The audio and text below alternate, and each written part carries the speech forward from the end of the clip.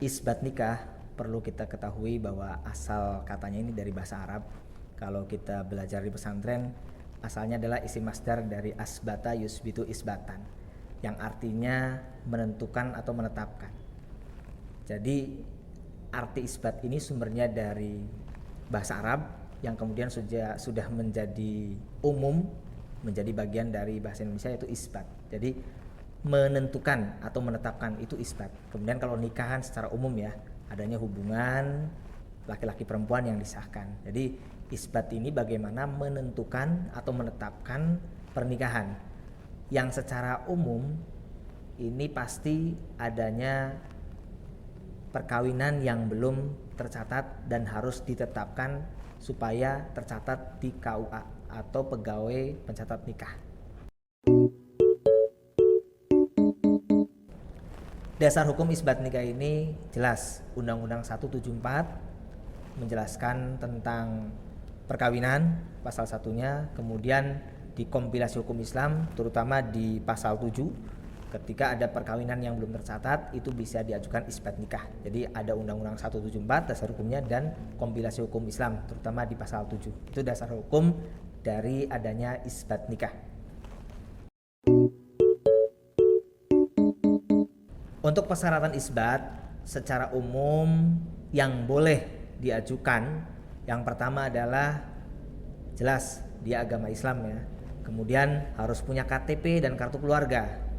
Dan ada catatan perkawinan, walaupun itu di bawah tangan, biasanya suatu kiai atau yang menikahkan ada catatan bahwa dia menikah tanggal sekian, saksinya siapa, walinya siapa, itu ada, itu sebagai dasar. Kemudian kalau janda atau duda, salah satunya harus dibuktikan dengan akte cerai dan nanti diajukan permohonan. Paling hanya sekilas itu untuk syarat-syarat. Untuk tujuan dilaksanakannya isbat nikah, yang pertama agar mendapatkan legalitas secara otentik secara hukum bahwa perkawinan dinyatakan sah ketika tercatat di KUA setempat. Jadi adanya isbat nikah ini manfaatnya supaya secara hukum, yuridis maupun di masyarakat diakui oleh negara karena sudah tercatat. Jadi ketika mereka di bawah tangan belum resmi, belum tercatat, dampak sosial maupun dampak dari keluarganya akan sangat luas. Ketika anak yang lahir pada saat orang tuanya belum tercatat, itu imbasnya nanti di akte lahir. Itu bisa namanya cuman ibu, anak lahir dari seorang ibu. Tapi menarik ini ya, dari manfaat yang terbaru ini aktenya ada berdasarkan keputusan bersama dari Dinas Kependudukan, kemudian dari Kementerian Agama dan yang lain. Nanti akte anak yang lahir pada saat orang tuanya belum menikah itu ada catatan anak lahir dari si A dan si B tanggal sekian, bulan sekian, tahun sekian, tapi catatannya pernikahannya belum tercatat, dan itu menjadi moral juga nanti untuk anak. Artinya manfaatnya adalah bagaimana melegalkan secara hukum isbat nikah yang tadinya di bawah tangan menjadi resmi atau legal. Kalau bicara pedoman teknis, sebenarnya peraturan Mahkamah Agung ini sudah mengatur tata cara sidang terpadu. Nanti pengadilan negeri, pengadilan agama, maupun dinas kependudukan, maupun Kementerian Agama itu bisa menjalankan sidang di tempat. Kalau kita menggabungkan rencana 1 abad ini kan LPBNU mengadakan isbat nikah.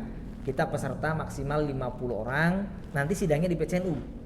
Nah, teknisnya itu sesuai dengan pedoman peraturan Mahkamah Agung nomor 1 tahun 2015. Nanti setiap pemohon harus mengajukan persyaratan yang tadi di awal saya sampaikan. Kemudian secara teknis nanti kami yang mengatur. Pedoman ini akan jadi dasar mereka mengajukan permohonan, kemudian harus membawa saksi. Jadi nggak sembarangan kita sidang, ini pemohon pasangannya selesai enggak, nanti harus dibuktikan dengan saksi, terutama saksi pada saat nikah itu harus ada. Kalau walinya masih ada lebih bagus, wali bisa menjadi saksi di persidangan isbat nikah. Bagi masyarakat khususnya warga Nahdliyin, kami berharap untuk sadar hukum bagaimana legalitas yuridis kita sebagai warga negara harus segera dikuatkan. Kenapa? ketika Bapak Ibu semua warga Nahdien yang nikahnya belum tercatat di KUA atau pegawai pencatat nikah, imbas hukumnya sangat luar biasa. Jadi kami berharap, ayo sama-sama sadar hukum, kita legalkan, kita resmikan secara hukum pernikahannya dengan bukti apa? Kalau kita punya tanah, punya rumah, buktinya itu sertifikat hak milik baru, itu secara legal kita punya rumah, kita punya tanah, kita punya sawah. Nah, untuk perkawinan buktinya adalah buku nikah. Kalau Bapak Ibu nikahnya di bawah tangan atau nikah kiai, segera ikut kami acara isbat nikah dalam rangka Harlah 1 Abad ini biar dapat legalitas. Jadi kalau sudah punya rumah tuh sudah punya sertifikat. Nah, sudah nikah ya harus sudah ada buku nikah gitu.